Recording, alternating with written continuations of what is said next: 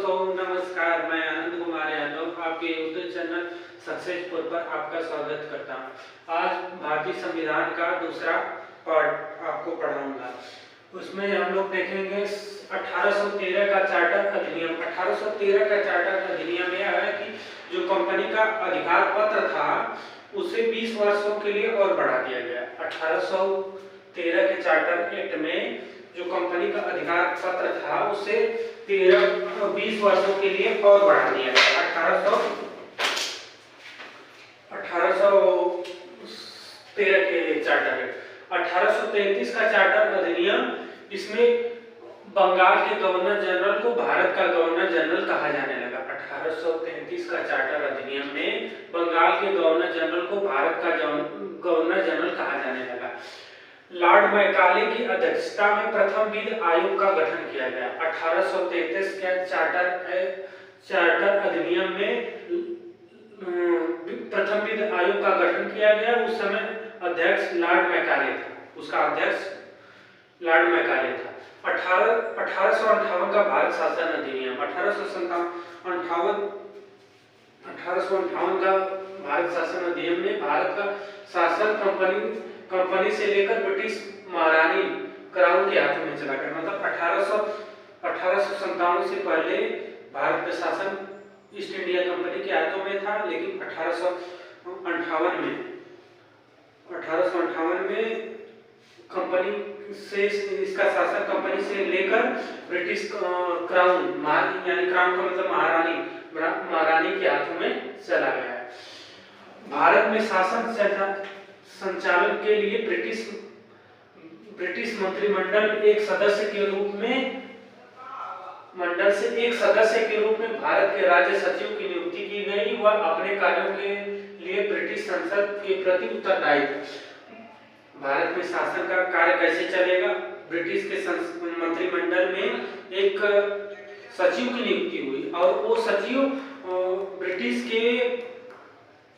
British के संसद के प्रति उत्तरदायी था। भारत के गवर्नर जनरल का नाम बदलकर वायसराय कर दिया गया। तो एक क्वेश्चन पूछ सकता है कि भारत का अंतिम गवर्नर जनरल लॉर्ड कैनिंग था। भारत का प्रथम वायसराय कौन था? लॉर्ड कैनिंग था, क्योंकि इसी के समय गवर्नर जनरल का नाम बदलकर वायसराय कर दिया गया था। 1861 का भारत परिषद अधिनियम। गवर्नर जनरल को अध्यादेश जारी करने की शक्ति प्रदान की गई। ऐसे अध्यादेश की अवधि 6 महीने की होती थी।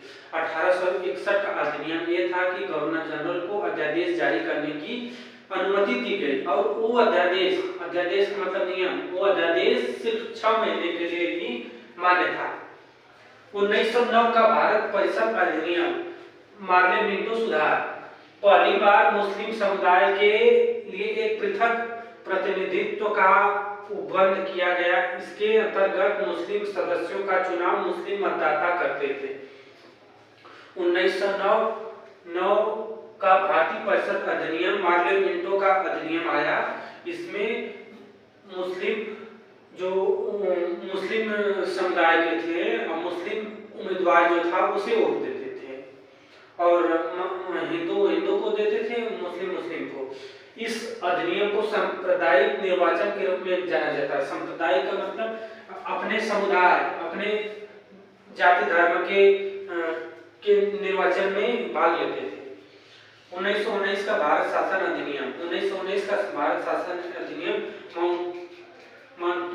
मॉन्टेग्यू चेम्सफोर्ड सुधार था। प्रांतों में द्वैत शासन लाया गया। इस अधिनियम के द्वारा लोक सेवा आयोग का गठन किया गया। मतलब प्रांतों में द्वारा शासन लाया गया। 1919 भारत शासन अधिनियम के द्वारा प्रांतों में द्वारा शासन लाया गया। इस अधिनियम के द्वारा लोक सेवा आयोग का गठन भी किया गया। 1919 अधिनियम के द्वारा लोक सेवा आयोग का गठन किया। क्वेश्चन पूछ सकता है कि लोक सेवा आयोग का गठन किस अधिनियम के द्वारा हुआ था? 1919 अधिनियम के द्वारा। 1919 भारत शासन अधिनियम के द्वारा लोक सेवा आयोग का गठन किया गया। पहली बार केंद्रीय बजट को राज्य के बजट से अलग कर दिया गया। 1919 के भारत शासन अधिनियम के द्वारा पहली बार केंद्रीय बजट को राज्य के बजट से अलग कर दिया गया।